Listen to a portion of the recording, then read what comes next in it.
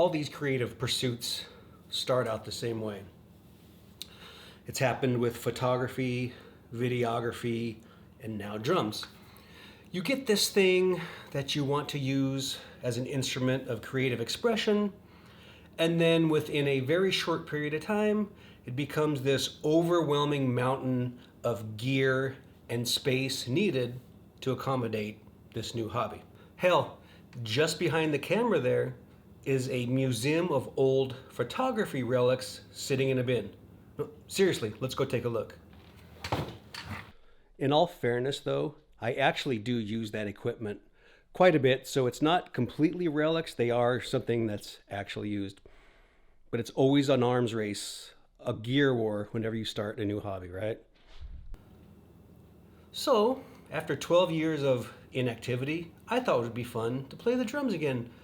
So I got myself a sensible little Ludwig Breakbeats kit that would fit in this little space inside the garage next to the gardening tools.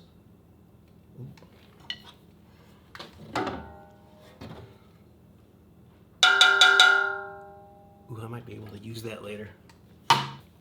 The funny thing is that in a very short period of time, 3 to 4 weeks, I have nearly doubled the footprint required just because of mic stands and microphones and mixers and tables, and all in the pursuit of one question. Ooh, could I actually do a decent recording of Go Your Own Way?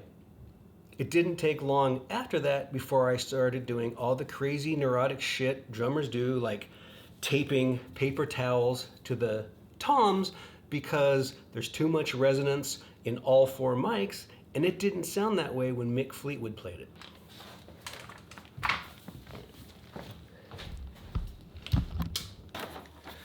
I blame this all on my father. When he passed, he left behind this L12 mixer with up to 12 inputs and other accoutrement that naturally I started playing with, right?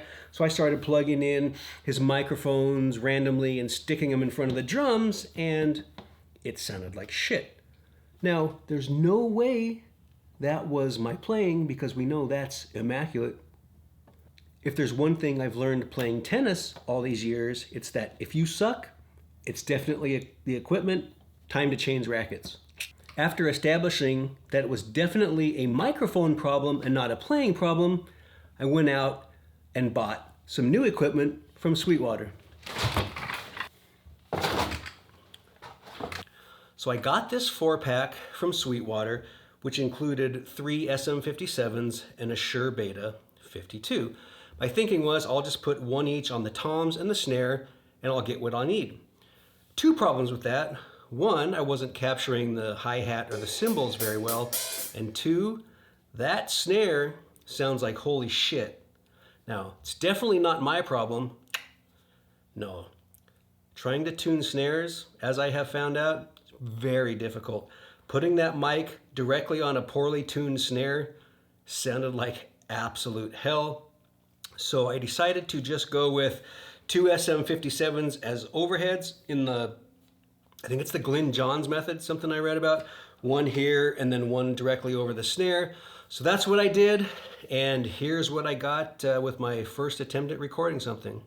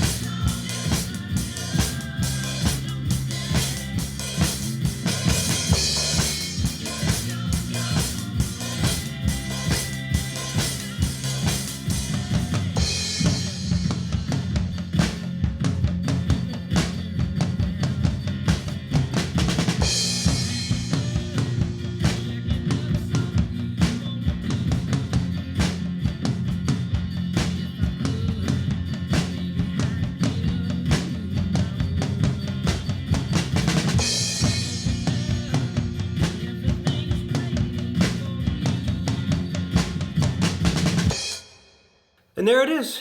I think it's a good base to work with, a good baseline to check against as I hopefully make improvements.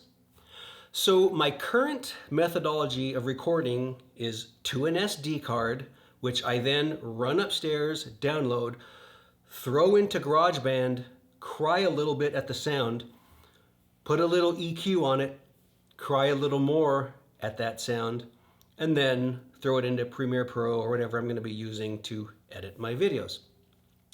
Now, my wife will be really happy to know that this little Breakbeats kit that I started with will now require a new Mac in the garage to do the recording in a more efficient manner. I'm sure she'll be thrilled about that. For now, though, honestly, I'm content with the gear I have, and I'm going to just keep trying to learn. Uh-oh. Wait, what was that?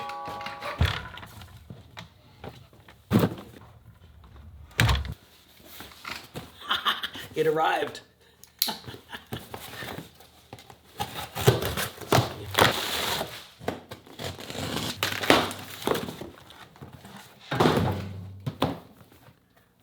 Haha! It's the Ludwig LCT040 match condenser mics for overheads. Now I'll have the overheads, one on each drum, and I'm ready to go. Now I'm totally content. This will be the last piece of gear I ever buy. All right, cheers, guys.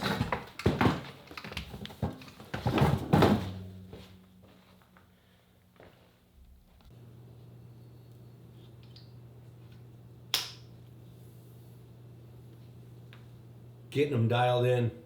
Lots of work to do. See you soon.